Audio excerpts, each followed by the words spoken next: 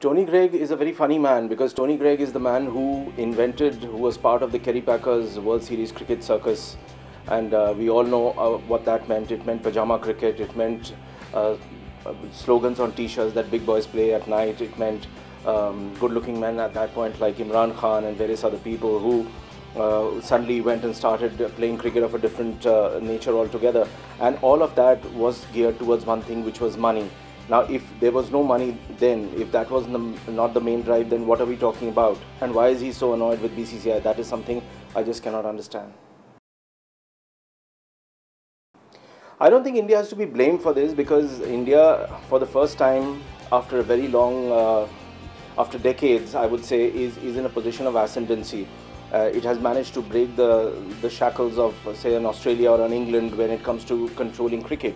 And BCCI has become the world's strongest, probably, the cricketing body. It has a say in the ICC, it has a say in appointments, it has a say in schedules, and this is really bothering a lot of people, particularly from the West. So my personal take is that if we can control cricket, why not? But it should be for the good.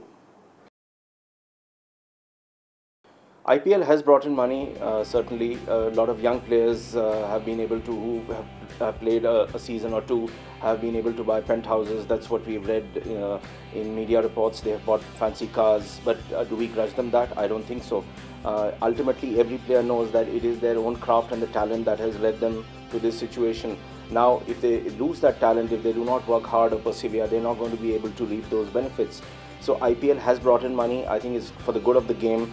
When we are talking about schedules, yes, the schedule needs to be tweaked. There's a larger and broader discussion whether there is too much cricket happening in India. A lot of statistics have been thrown at us, and a lot of cricketers have also now started complaining, particularly who are in the top probably 15 in the country, that they go on playing different formats of the game relentlessly through the year, and it's a larger topic of debate. But the money factor as such is good for the game.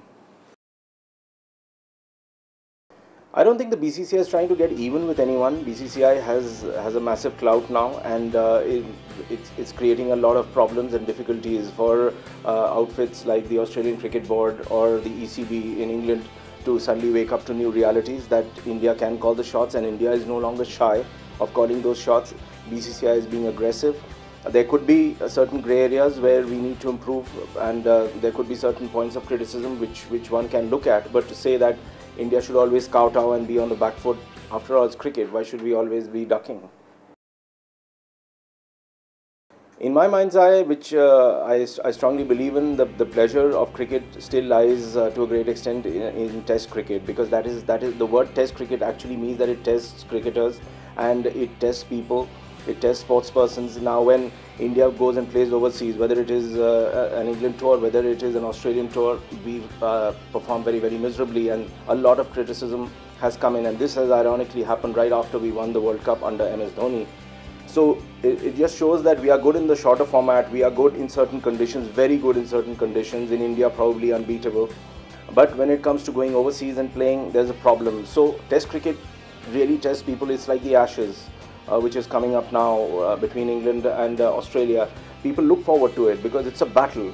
There is strategy, there is a lot happening, and the weather conditions change, players are tested, and that's the beauty of the game. That should be preserved. I feel somewhere along the line we seem to be moving a lot towards either the T20s or the IPL or the ODIs, which is never really going to be enough.